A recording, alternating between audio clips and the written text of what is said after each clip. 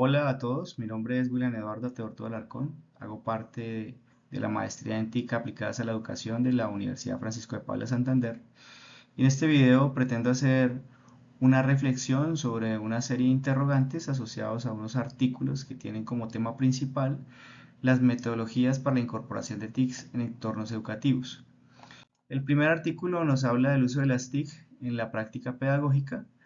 Y el interrogante a reflexionar es ¿cuál es el mayor inconveniente en la incorporación de las TIC en las prácticas pedagógicas sin tener en cuenta la falta de recursos? Bueno, en este sentido tengo que decir que de acuerdo a lo que se desprende del artículo, el mayor inconveniente tiene que ver con la resistencia al cambio por parte de algunos docentes. El artículo nos menciona que muchas prácticas pedagógicas actuales aún son de corte conductista y están muy arraigadas en la cultura educativa. Incorporar por ende las TIC requiere que los docentes renueven sus enfoques de enseñanza y esto pues obviamente nos genera resistencia. En ese sentido entonces se busca que aprendizajes constructivistas con uso de TIC, aunque sabemos que en educación sean mucho más las prácticas pedagógicas conductistas, pues están más arraigadas a nuestra cultura y a la manera de cómo los docentes aprendieron su profesión. Por ende, el principal reto es romper con ciertos paradigmas tradicionales sobre la enseñanza que tiene gran parte del profesorado. Requiere una disposición al cambio y a la renovación de sus prácticas, algo que no todos los docentes están dispuestos a realizar. Respecto al artículo Desafíos y oportunidades de incluir tecnologías en las prácticas educativas, el interrogante a reflexionar es cuál es la habilidad más difícil de adquirir de un docente para que logre el ideal del uso eficiente de las TIC como herramientas de apoyo en los procesos de aprendizaje. Bueno, de acuerdo a lo que se señala en las páginas 9 al 14 del artículo, la habilidad más difícil de adquirir por parte de los docentes para lograr un uso eficiente de las TIC viene siendo la competencia digital. En ese sentido, pues los autores nos señalan que la competencia digital docente va más allá del saber usar esas herramientas tecnológicas, implica una comprensión profunda del impacto de las tecnologías digitales en el mundo actual y además resaltan la competencia digital cómo se debe construir en contexto y requiere de un ejercicio reflexivo permanente por parte del docente. El reconocimiento además de las características y formas de aprender de los estudiantes junto con las condiciones institucionales, entre otros aspectos. Es decir, que la habilidad más compleja de lograr es una visión integral de la competencia digital que permita al docente guiar, asesorar y crear oportunidades de aprendizaje mediadas por TIC. Frente al artículo Herramientas que facilitan el aprendizaje colaborativo en entornos virtuales, el interrogante es ¿cuál es la plataforma de trabajo colaborativo más utilizada y por qué ha sido elegida por los usuarios según la investigación? Bueno, aquí tengo que mencionar que de acuerdo con lo que describe el artículo, no se especifica como tal una plataforma de trabajo colaborativo. El foco del estudio está centrado en analizar la percepción de los estudiantes sobre la utilidad de las diferentes herramientas tecnológicas y no se identifica como tal una plataforma de mayor uso o de mayor frecuencia. Sin embargo, los estudiantes que fueron vinculados al estudio valoraron como más útiles los sistemas de videoconferencia y la mensajería instantánea a través de aplicaciones móviles como por ejemplo WhatsApp. Aunque el artículo no detalla qué plataforma de videoconferencia o aplicaciones de mensajería instantánea se están utilizando en su momento, señala que los estudiantes encuentran estas dos categorías de herramientas muy valiosas para habilitar la comunicación, coordinación y colaboración entre grupos en entornos virtuales de aprendizaje. Frente al artículo Uso del aprendizaje basado en proyectos con TIC, a la pregunta ¿qué variables fundamentales determinan la forma en que se llevará a cabo la metodología?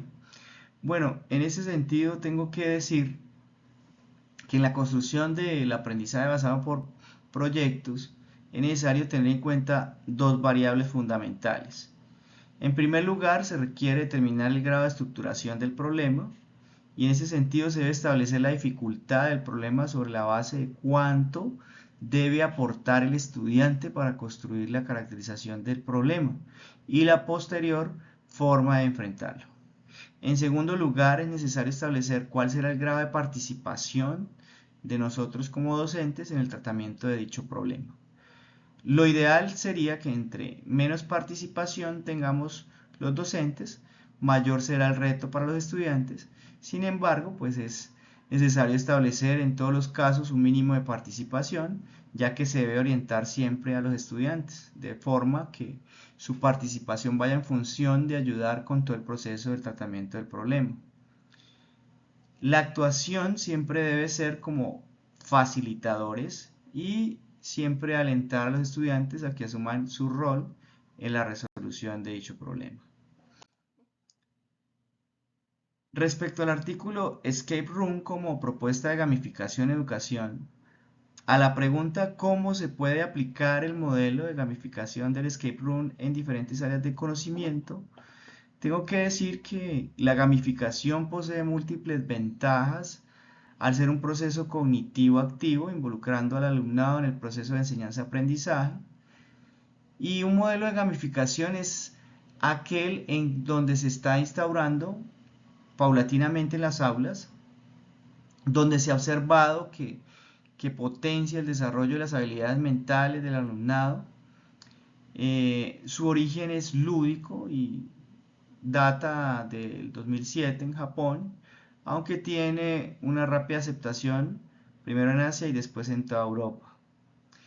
Los autores del artículo nos mencionan la importancia de los juegos del escapismo como actividad turística e indican que su éxito proviene de la interacción real con objetos, la desconexión con el mundo exterior, la emoción del momento y la dinámica del grupo. Los escape room educativos entonces son considerados juegos en donde los alumnos están encerrados en una sala y deben salir de ella solucionando diversos retos que se presentan en un tiempo determinado. Y ya para finalizar, frente al artículo El aula invertida como estrategia de aprendizaje, respecto al interrogante, ¿cuál es el mayor problema para implementar la metodología Flipped Classroom? Debo decir que la implementación del aula invertida como estrategia para el aprendizaje no es tan simple, ya que urge una mejor preparación por parte de nosotros como docentes.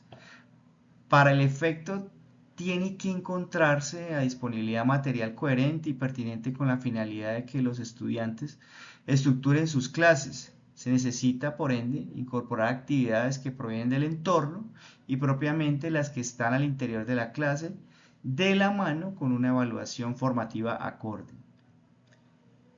La experta autora del artículo pues nos señala que incorporar este modelo necesita de esfuerzo y de tiempo, y otros referentes nos describen ciertos aspectos que se postulan significativos al trabajar con Flipped Classroom.